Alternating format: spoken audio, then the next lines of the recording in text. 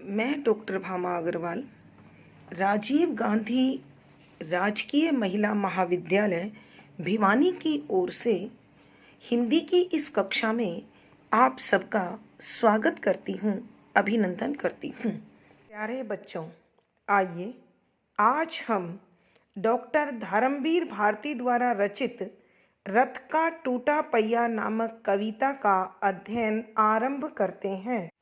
इस अध्ययन को सरल व सुगम बनाने के लिए सर्वप्रथम हमें इस कविता के कुछ स्मरणीय बिंदुओं पर विशेष ध्यान देना होगा, जो इस प्रकार हैं। नंबर 1, यह एक प्रयोगवादी प्रतीकात्मक रचना है। नंबर 2, इस कविता में महाभारत के पौराणिक प्रसंग अभिमन्यु वध को आधार बनाया गया है। नंबर 3, इस कविता में रथ का टूटा पहिया उपेक्षित, महत्वहीन और अनुपयोगी समझे जाने वाले तत्व अथवा मानव के लिए प्रयोग किया गया है। नंबर 4, यह कविता वर्तमान काल के अतिवाद से प्रभावित है। नंबर 5, जब जब पारंपरिक मूल्य खंडित होते हैं तो निश्चय ही यह साधारण और उपेक्षित समझे जाने वाले तत्व उपयोगी बनकर इतिहास की धारा को बदल देते हैं। नंबर 6, आधुनिक विषमताओं से घिरा मानव अपनी घुटन, पीड़ा, वेदना से मुक्ति के लिए इसी अनुपयोगी की शरण में जाकर शक्ति व हल पाता है। नंबर 7, पुरातन तत्व अथवा मूल्य निरर्थक नहीं है, वरन समाज के बदले स्वरूप के कारण महत्वहीन लगने लगते हैं, मगर आवश्यकता पड़ने पर इनका मार्गदर्शन विपदाओं से बाहर निकालने में सहायक साबित होता है। नंबर 8, त्याज्य समझने वाले तत्व को फेंकने से पूर्व उनका पुनर्अवलोकन अत्यंत आवश्यक है। पद संख्या 1, मैं रथ का टूटा हुआ पहिया हूँ, लेकिन मुझे फेंको मत। क्या जाने कब इस द्रोह चक्रव्यूह में अक्षौहिणी सेनाओं को चुनौती देता हुआ कोई दुस्साहसी अभिमन्यु आकर घिर जाए, अपने पक्ष को असत्य जानते हुए भी बड़े बड़े महारथी अकेली निहत्थी आवाज़ को अपने ब्रह्मास्त्रों से कुचल देना चाहें, तब मैं रथ का टूटा हुआ पहिया उसके हाथों में ब्रह्मास्त्रों से लोहा ले सकता हूँ। प्रसंग प्रस्तुत पद हमारी हिंदी की पाठ्य पुस्तक समकालीन हिंदी कविता में संकलित डॉक्टर धर्मवीर भारती द्वारा रचित कविता रथ का टूटा पहिया से लिया गया है। यह कविता उनके काव्य संकलन 7 गीत वर्ष में संकलित है। संदर्भ, यह एक प्रतीकात्मक रचना है, अतः रथ का टूटा हुआ पहिया एक प्रतीक के रूप में प्रयोग हुआ है और इसका प्रयोग कवि ने समाज में उपेक्षित समझे जाने वाले तत्व अथवा मानव के संदर्भ में प्रयोग किया है। कवि कहना चाहते हैं कि समाज में जब जब एक निश्चित ढर्रे पर या निश्चित धारणा के अनुसार उपयोगी समझे जाने वाली वस्तु जब अनुपयोगी बन जाती है, महत्वहीन हो जाती है, ऐसे में मनुष्य का संबल सहारा वह उपेक्षित वस्तु बनती है या उपेक्षित मानव बनता है। इसी को स्पष्ट करते हुए कवि कहना चाहते हैं कि सरलार्थ। सरलार्थ में सर्वप्रथम बच्चों शब्दों के अर्थ। दुरूह कठिन, मुश्किल, विषम, भयंकर। चक्रव्यूह, चक्रव्यूह युद्ध भूमि में प्रयोग होता है सामान्यतया। सेना को एक विशेष स्थिति में खड़ा करना कि शत्रु जब उसमें आए तो चारों ओर से घिरकर बच ना पाए, उसे हम चक्रव्यूह कहते हैं। पौराणिक ग्रंथ महाभारत में कौरवों ने पांडवों के लिए चक्रव्यूह की रचना करवाई थी। अक्षौहिणी, अक्षौहिणी एक ऐसी सेना जिसमें रथ, घोड़े, हाथी और पैदल सभी प्रकार की सेना की टुकड़ियां शामिल होती हैं और उनकी संख्या अत्यधिक होती है। सेना को चुनौती, ललकारना, दुस्साहसी। साहस वीरता के संदर्भ में होता है और दुस्साहसी वीरता की अति के संदर्भ में होता है।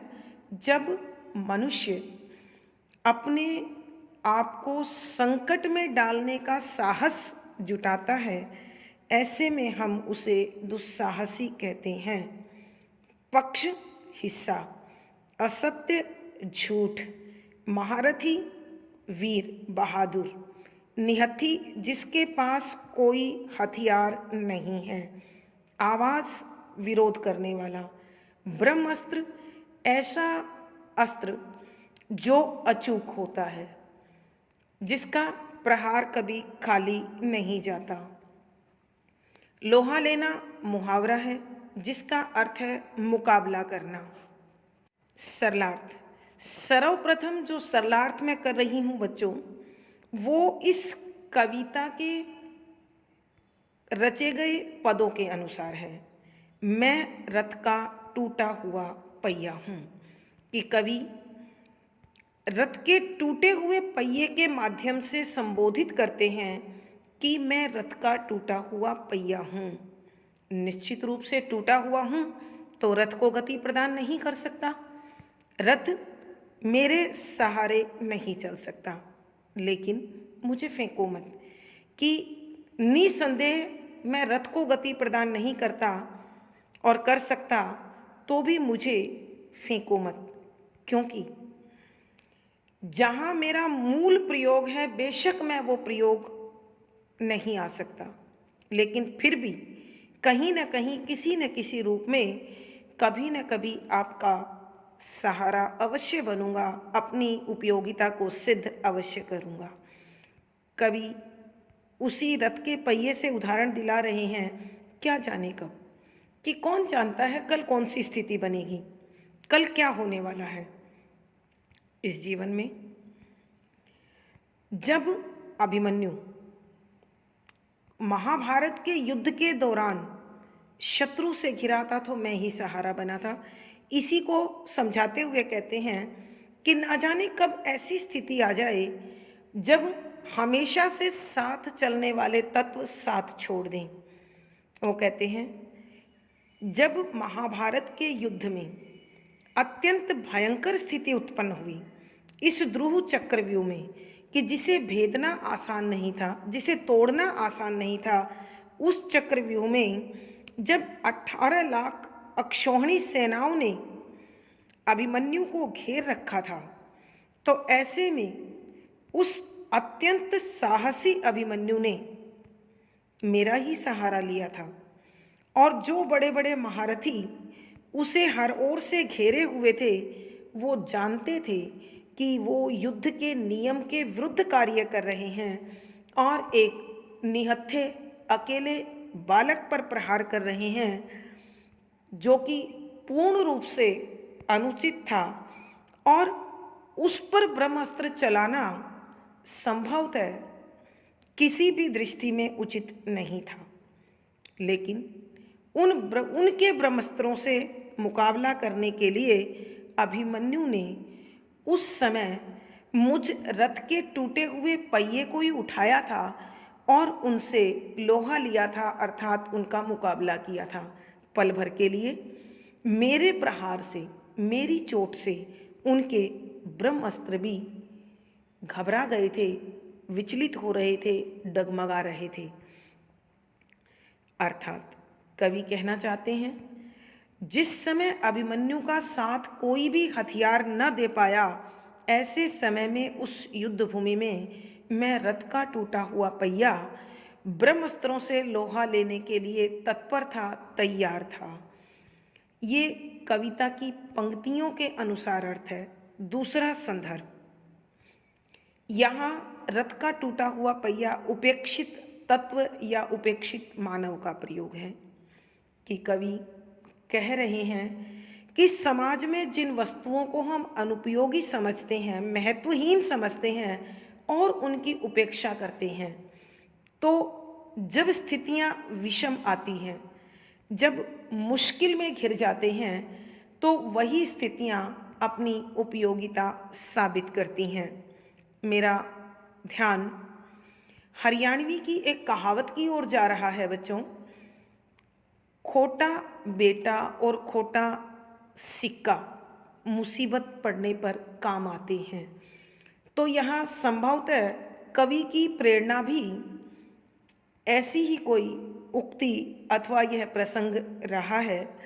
तो कवि बताना चाहते हैं कि संसार में जिन वस्तुओं को हम अनुपयोगी, महत्वहीन समझकर उनकी उपेक्षा करते हैं, उन्हें नकार देते हैं, जब विषम परिस्थितियाँ आती हैं, प्रतिकूल अवस्थाएं होती हैं, तो ऐसे में वो वस्तुएं हमारे लिए सामान्य से कहीं अधिक उपयोगी हो जाती हैं।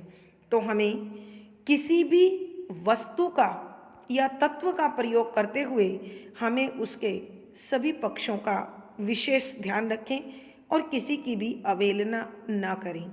मेरे अनुसार बच्चों, इसकी जो एक और व्याख्या हो सकती है, वो वर्तमान संदर्भ में यदि मैं लूँ, यदि प्रासंगिक लूँ, तो हम देख रहे हैं कि वर्तमान समय में जो बौद्धिकता का विकास हुआ है, उसके अंतर्गत हमारे परिवार के बड़े बुजुर्ग जो बरगद के पेड़ की भांति होते हैं, जो उस घर की नींव होते हैं, उनका भी प्राय समाज में धीरे धीरे करके अवहेलना और उपेक्षा भरा वातावरण जो उन्हें प्राप्त हो रहा है, वो भी संभवतः इस कविता के संदर्भ में मुझे उपयोगी सिद्ध लग रहा है।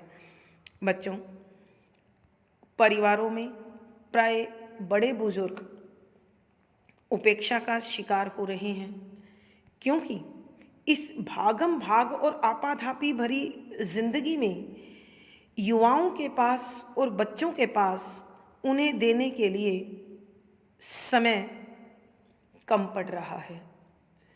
हमें ये कभी नहीं भूलना चाहिए कि जीवन को चलाने के लिए यह भागम भाग, आजीविका के साधन सब आवश्यक हैं। बच्चों के लिए दायित्व बहुत ज़रूरी है, लेकिन जिन बुजुर्गों का आज हम अपमान या अवहेलना कर रहे हैं, ये वही बुजुर्ग हैं जिन्होंने इस घर की हरियाली के लिए, इस घर की आबादी के लिए, इस घर की खुशहाली के लिए अपना तन मन धन सर्वस्व समर्पित कर दिया था। जब जब हम इन जीवन की विषमताओं से घुटन पाएंगे, हृदय में टीस होगी, ऐसे में यही बुजुर्ग अपनी संस्कारों वाली सीख से हमें इस प्रकार भर देंगे कि जीवन की घुटन, परेशानी, चिंता एकाएक नदारद हो जाएगी, गायब हो जाएगी। तो बच्चों, मैं चाहती हूँ कि इस कविता के माध्यम से जो संदेश कवि ने हमें देने की कोशिश की है, हम उसे गहराई से समझें और किसी भी वस्तु के प्रति उपेक्षित और अवहेलनापूर्ण व्यवहार न करें। कहने का भावार्थ यह है कि जब जब मनुष्य वर्तमान से थकता है, हारता है, परेशान होता है, ऐसे में वही अतीत अपने संस्कारों के साथ, अपनी शक्ति के साथ, अपने व्यवहार के साथ हमें शक्ति प्रदान करता है और यह हमारे लिए एक बहुत सशक्त माध्यम होता है मन को ताकत देने का, सहारा देने का। विशेष कवि उपेक्षित समझे जाने वाले तत्वों के प्रति सकारात्मक रवैया देने की कोशिश कर रहे हैं। कवि ने यहाँ 3 संदर्भों में हमें समझाने की कोशिश की है। पहला है पौराणिक प्रसंग अभिमन्यु वध को उठाया है, जिसमें रथ का टूटा हुआ पहिया अभिमन्यु का सहारा बनता है। दूसरा, क्योंकि समाज मूल रूप से शोषक और शोषित यानी पूंजीपति और सर्वहारा वर्ग 2 भागों में बटा हुआ है, तो यहाँ कवि बताना चाहते हैं कि जितने भी पूंजीपति हैं उनका विकास इस सर्वहारा वर्ग के कंधों पर ही टिका हुआ है, अतः उनकी अवहेलना या उनको नकारना किसी भी स्थिति में उचित नहीं लगता है। तीसरा संदर्भ, समाज में उपेक्षित समझे जाने वाली वस्तु प्राय हम फेंक देते हैं और उसका अपमान करते हैं, लेकिन जब जब स्थितियां विषम होती हैं वही अनुपयोगी वस्तु अत्यंत महत्वपूर्ण बनकर हमारा सहारा बनती है। चौथा संदर्भ जो मैं अपने व्यक्तिगत आधार पर ले रही हूँ कि वर्तमान समय में एकल परिवार प्रणाली, परिवार में बढ़ता बौद्धिक और भौतिकवाद के कारण परिवार के बुजुर्गों के प्रति जो अवहेलना और जो उपेक्षा भरा वातावरण तैयार हो रहा है, संभवतः यह भी इस कविता का एक अर्थ हो सकता है। अपने इन सब भावों को स्पष्ट करने के लिए कवि ने शुद्ध साहित्यिक खड़ी बोली का प्रयोग किया है। यहाँ शांत रस है, प्रसाद गुण है, प्रतीकात्मक शैली का प्रयोग है। जैसा कि आप देख रहे हैं, प्रत्येक पंक्ति में शब्दों की मात्रा अलग अलग है। ऐसी स्थिति में ये मुक्तक छंद है और जब हम पढ़ते हैं तो हमें लगता है कि ये घटना हमारी आंखों के सामने घटित हो रही है, तो दृश्य बिंब है। लोहा लेना मुहावरे का प्रयोग होने के कारण लक्षणा शब्द शक्ति है।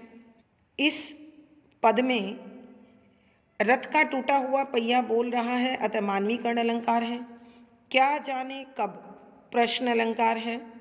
बड़े बड़े पुनरुक्ति प्रकाश अलंकार है तथा अनुप्रास आदि अलंकारों का सुंदर सटीक प्रयोग हुआ है। पद संख्या 2, मैं रथ का टूटा हुआ पहिया हूँ, लेकिन मुझे फेंको मत।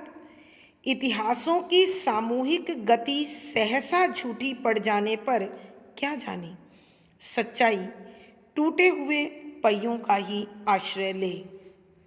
प्रसंग पूर्ववत है, संदर्भ भी वही पहले वाले जैसा ही है।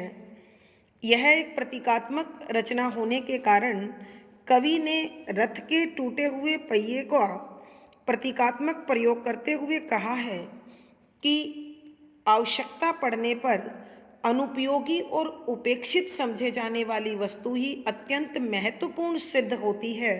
अतः मनुष्य को इस संसार में कभी भी किसी वस्तु को पूर्ण रूप से बेकार, व्यर्थ, निरर्थक नहीं समझना चाहिए।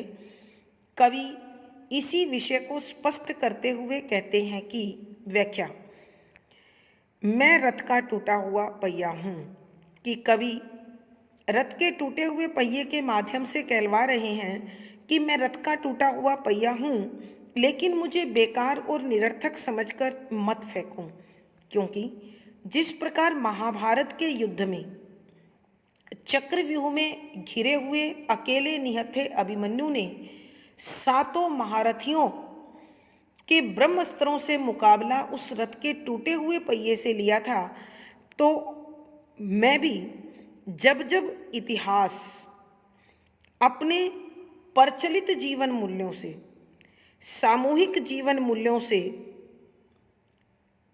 थकता है, हारता है, तो ऐसी स्थिति में सच्चाई, ईमानदारी, नेकी और अपने आप की शक्ति को शरण लेनी पड़ती है। उस अनुपयोगी, नाकारा, व्यर्थ, निरर्थक समझे जाने वाली वस्तु के अंतर्गत ऐसे समय में वही वस्तु उसका एकमात्र सहारा बनकर उसे शक्ति और संबल प्रदान करती है।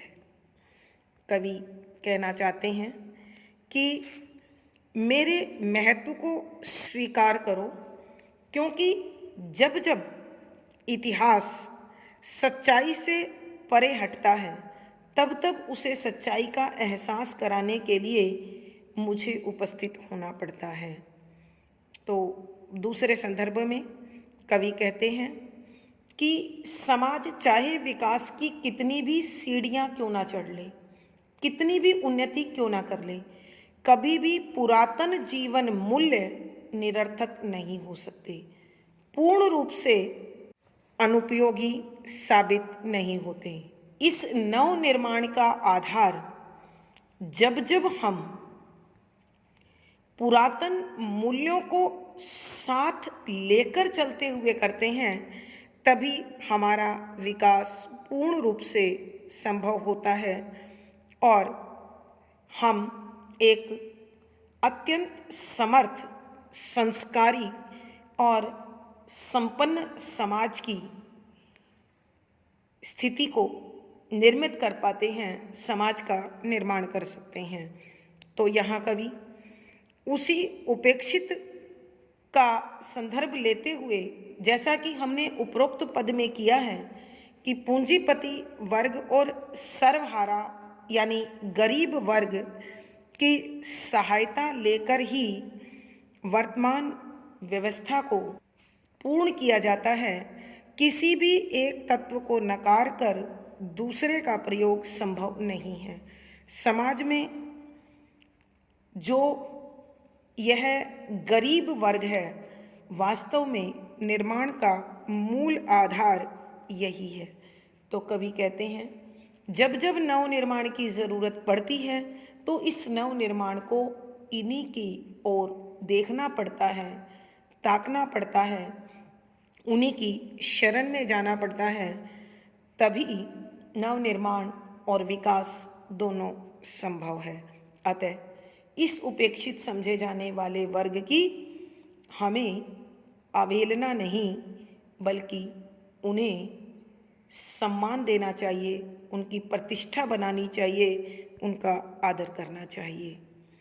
कवि के कहने का भावार्थ के साथ साथ मैं अपना संदर्भ भी जोड़ देना चाहती हूँ कि परिवार में जहाँ बड़े बुजुर्ग होते हैं, वहाँ बच्चों को सुरक्षा तो मिलती ही मिलती है, साथ में संस्कार भी मिलते हैं।